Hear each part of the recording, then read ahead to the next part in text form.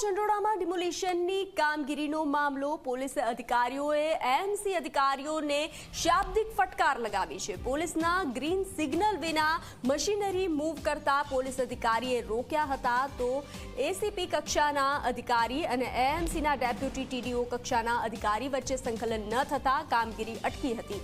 એએમસીની મશીનરીને પાછી મેદાનમાં લવાઈ હતી।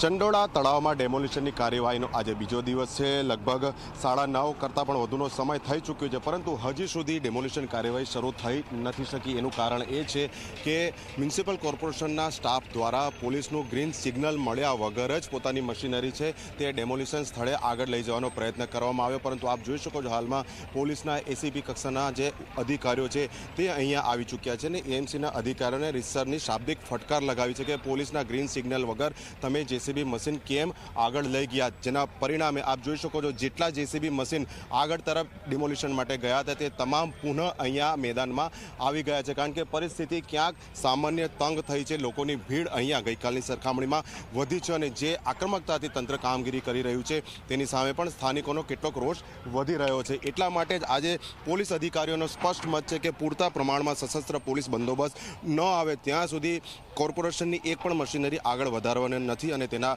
ભાગરૂપે જ હાલમાં તમામ જેસીબી પુનઃ આગળથી પુનઃ પાછળ તરફ ગ્રાઉન્ડમાં આવી ગયા છે। કેમેરા પર્સન મુકેશ ચૌહાણ સાથે અર્પણ કાયદાવાલા, ઝી મીડિયા।